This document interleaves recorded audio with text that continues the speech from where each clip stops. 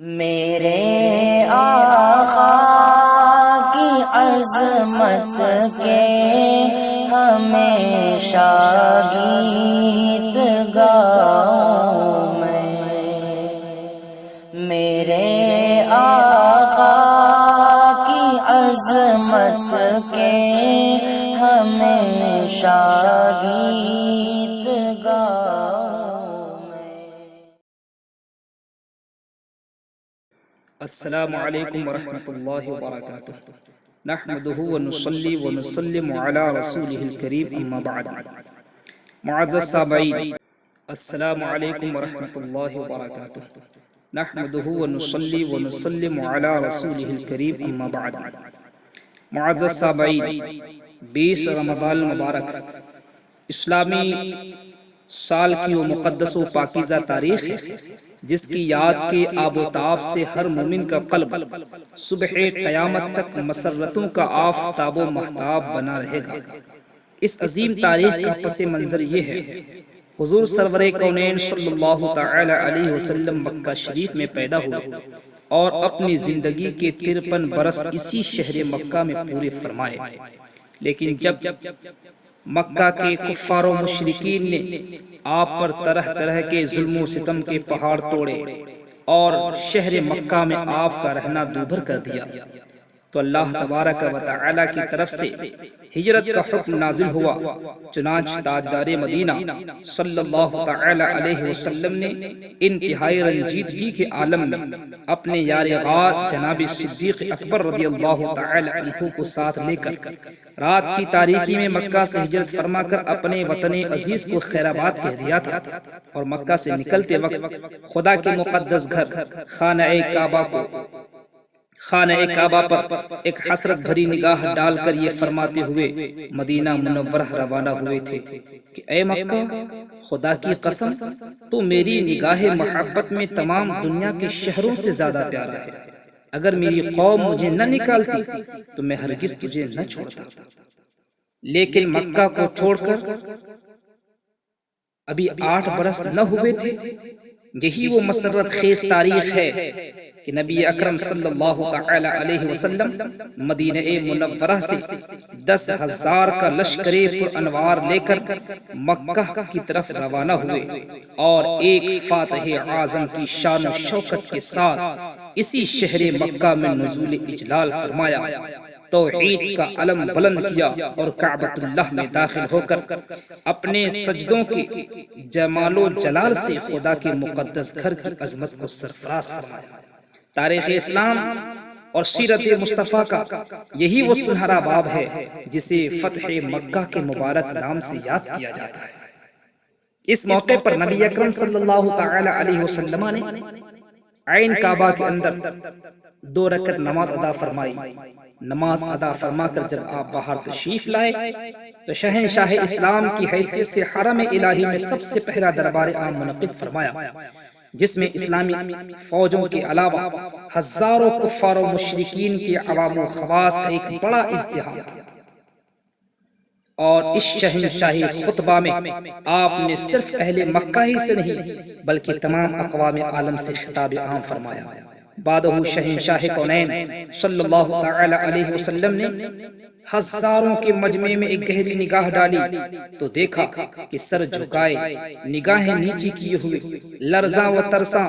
اشراف قریش کھڑے ہوئے ہیں۔ ان ظالموں اور جفاکاروں میں وہ لوگ بھی تھے جنہوں نے آپ کے راستوں میں کانٹے بچھائے تھے، وہ لوگ بھی تھے جو بارہا آپ پر پتھروں کی بارش کر چکے تھے، وہ خوخار بھی تھے جنہوں نے بار بار آپ پر قاتلانہ حملے کیے تھے، وہ بے رحم و بے درد بھی تھے جنہوں نے آپ کے دندان مبارک کو شہید اور آپ کے چہرے انور کو لہو لہان کر ڈالا تھا، وہ اوباش بھی تھے جو برسہا برس تک اپنی بہتان تراشیوں اور شرمناک گالیوں سے آپ کی قلب مبارک کو زخمی کر چکے تھے، وہ صفاق و درندہ صفت بھی تھے جو آپ کے گلے میں چادر کا فندہ ڈال کر آپ کا گلا گھونٹنے کی کوششیں ناتمام کر چکے تھے، وہ ستمگار جنہوں نے شمع نبوت کے جانشار پروانوں حضرت بلال، حضرت صہیب، حضرت عمار، حضرت خبیب، حضرت زید بن دسنہ رضوان اللہ تعالی علیہ جیسوں کو رسیوں سے باندھ باندھ کر کوڑے مار مار کر جلتی ہوئی ریتوں پر لٹایا تھا، کسی کو آگ کے دہکتے ہوئے کوئلوں پر سلایا تھا، کسی کو چٹائیوں میں لپیٹ لپیٹ کر ناکوں میں دھوئیں دیے تھے، سینکڑوں بار گلا گھونٹا تھا۔ یہ تمام جور و جفا اور ظلم و ستم گاری کے پیکر، جن کے جسم کے رونگٹے رونگٹے، بدن کے بال بال، ظلم و عدوان اور سرکشی و طغیان کے وبال سے خوفناک جرموں اور شرمناک مظالم کے پہاڑ بن چکے تھے، آج یہ سب کے سب 10-12 ہزار مہاجرین و انصار کے لشکر کی حراست میں مجرم بنے ہوئے کھڑے تھے، اور اپنے دلوں میں یہ سوچ رہے تھے شاید آج ہماری لاشوں کو کتوں سے نچوا کر ہماری بوٹیاں چیلوں اور کووں کو کھلا دی جائیں۔ انصار و مہاجرین کی غضبناک فوجیں ہمارے بچے بچے کو خاک و خون میں ملا کر ہماری نسلوں کو نیست و نابود کر ڈالیں گے، اور ہماری بستیوں کو تاخت و تاراج کر کے تہس نہس کر ڈالیں گے۔ ان مجرموں کے سینوں میں خوف و ہراس کا ایک طوفان اٹھ رہا تھا، دہشت اور ڈر سے ان کے بدنوں کی بوٹی بوٹی اور دل دھڑک رہے تھے، کلیجے منہ میں آ گئے تھے، اور عالم یاس میں انہیں زمین سے آسمان تک دھوئیں کے خوفناک بادل نظر آ رہے تھے۔ اس مایوسی اور نا امیدی کی خطرناک فضا میں یکایک شہنشاہ رسالت کی نگاہ رحمت ان پاپیوں کی طرف متوجہ ہو گئی، اور ان مجرموں سے آپ نے پوچھا، بولو تم کو کچھ معلوم ہے کہ آج میں تم سے کیا معاملہ کرنے والا ہوں؟ اس دہشت انگیز اور خوفناک سوال سے مجرمین حواس باختہ ہو کر کانپ اٹھے، لیکن جبین رحمت کے پیغمبرانہ تیور کو دیکھ کر امید کے محشر میں لرزتے ہوئے یک زباں ہو کر بولے، انت اخ کریم و ابن اخ کریم، اے محمد عربی آپ کرم والے بھائی اور کرم والے باپ کے بیٹے ہیں۔ سب کی للچائی ہوئی نظریں جمال نبوت کا منہ تک رہی تھی، سب کے کان شہنشاہ نبوت کا فیصلہ کن جواب سننے کے لیے منتظر تھے کہ یکایک فاتح مکہ نے اپنے کریمانہ لہجے میں ارشاد فرمایا، لا تثریب علیکم اليوم فاذهبوا انتم الطلقاء، آج تم پر کوئی الزام نہیں، جاؤ تم سب کے سب آزاد۔ سبحان اللہ، بالکل غیر متوقع یہ فرمان رحمت سن کر سب مجرموں کی آنکھیں فرط ندامت سے اشکبار ہو گئی، ان کے دلوں کی گہرائیوں سے جذباتی شکریہ کے آثار آنسوؤں کی دھار بن کر ان کے رخسار پر مچلنے لگے۔ کفار کی زبانوں پر لا الہ الا اللہ محمد رسول اللہ کے نعروں سے حرم کعبہ کے در و دیوار پر ہر طرف انوار کی بارش ہونے لگی۔ ناگہاں اچانک ایک عجیب انقلاب برپا ہو گیا کہ سما ہی بدل گیا، فضا ہی پلٹ گئی، اور ایک دم ایسا محسوس ہونے لگا جہاں تاریک تھا، بے نور تھا، سخت کالا تھا، کوئی پردے سے کیا نکلا کہ گھر گھر میں اجالا تھا۔ کفار نے مہاجرین کے جائیدادوں، مکانوں، دکانوں پر غاصبانہ قبضہ جما لیا تھا۔ اب وقت ایسا تھا کہ مہاجرین کو ان کے حقوق دلائے جائیں۔ ان سب جائیدادوں، مکانوں، دکانوں اور سامانوں کو مکہ کے غاصبوں کے قبضے سے چھڑا کر مہاجرین کے سپرد کیے جاتے، لیکن شہنشاہ رسالت نے مہاجرین کو حکم دے دیا کہ وہ اپنی کل جائیداد، اپنے تمام مکانات، اپنی دکانیں خوشی خوشی مکہ والوں کو ہبہ کر دیں، قربان جائیں۔ مصطفیٰ کے ان سچے عاشقوں پر مصطفیٰ کا ایک اشارہ پاتے ہی خوشی خوشی اپنی تمام جائیداد، مکان، دکان، سارے ساز و سامان بخوشی مکہ والوں کو ہبہ کر دیں۔ سبحان اللہ، سبحان اللہ۔ تاریخ اسلام کا یہی وہ خوبصورت گوشہ ہے جو پکار پکار کر، چیخ چیخ کر اقوام عالم کو یہ دعوت نظارہ دیتا ہے۔ اے اقوام عالم کی تاریخی داستانوں، بتاؤ کیا دنیا کے کسی فاتح کی کتاب زندگی میں کوئی ایسا حسین و زرین ورق ہے؟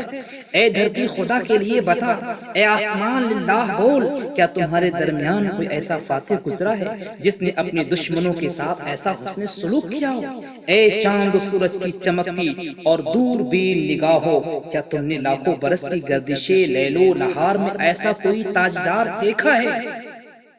یاد رکھیں، اس للکار پر دنیا کی تاریخ اس کے سوا کچھ نہیں کہتی۔ یہ نبی جمال و جلال کا وہ بے مثال شاہکار ہے کہ شاہان عالم میں اس کا جوہر و پیکر تو دور، اس کا تصور بھی محال ہے۔ اسی لیے تو آج بھی اہل ایمان دنیا کو چیلنج کے ساتھ دعوت نظارہ دیتے ہیں، یہ کہتے ہوئے چشم اقوام یہ نظارہ ابد تک دیکھے، رفعت شان رفعنا لک ذکرک دیکھے۔ سبحان اللہ۔ معزز سامعین، بلا شبہ 20ویں رمضان مبارک جہاں مسلمانوں کے لیے فتح عظیم کی بابرکت تاریخ ہے، وہیں اس پاکیزہ تاریخ میں جملہ اہل ایمان کے لیے ایک عظیم درس ہدایت بھی پوشیدہ ہے کہ جس طرح مصطفیٰ دان رحمت صلی اللہ علیہ وسلم نے اپنے مجرموں،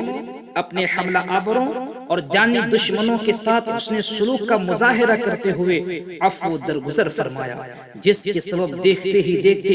مکہ کے بڑے بڑے شرفاء و رؤساء، بڑے بڑے امیر اسلام کا کلمہ پڑھ کر مصطفیٰ کے غلام بن گئے۔ ہمیں بھی چاہیے ان تعلیمات رسول کو اپنائیں،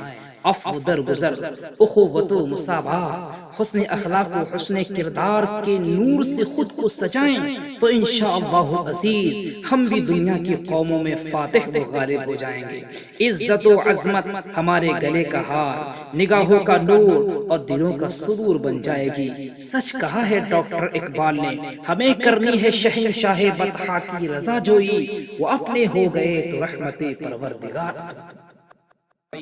20 رمضان مبارک